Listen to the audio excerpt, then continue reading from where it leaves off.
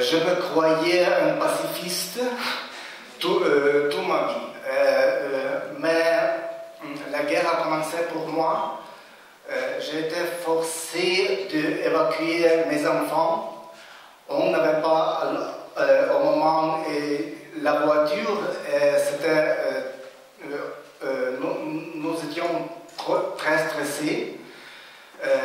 Heureusement, dans les premiers jours de l'invasion, tous les Ukrainiens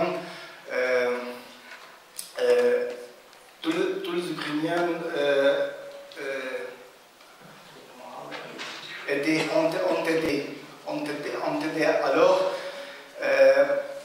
pour moi, les premiers jours de la guerre, c'était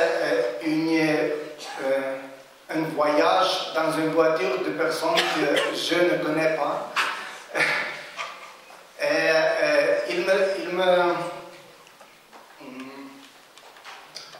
J'avais besoin de seulement 2 jours pour décider que je veux envoyer mes enfants à l'étranger, mes enfants et ma femme à l'étranger et retourner pour combattre, parce que j'avais beaucoup d'honte pour me sentir une victime.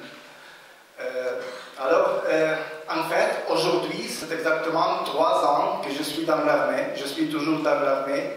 Je retourne à l'armée demain matin. Je suis toujours fier d'avoir fait cette choix. Je suis déprimé, c'est vrai. Tout le monde qui est dans l'armée est déjà trop fatigué, mais on est toujours très fiers. En fait, dans ce livre, les gens ordinaires ne portent pas de mitraillette. Je fais référence à la résistance française pendant la Seconde Guerre mondiale. J'écris comment, quand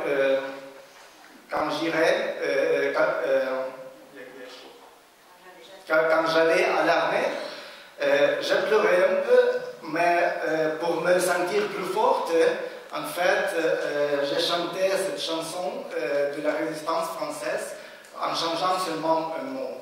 C'est la chanson qui va, quand les Russes étaient chez moi, on m'a dit « résigne-toi », mais je n'ai pas pu. Et j'ai repris mon arme.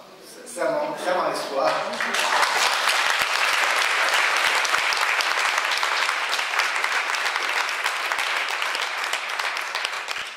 Je vous propose d'enchaîner avec un autre extrait d'Artem Tchapa, justement sur son engagement.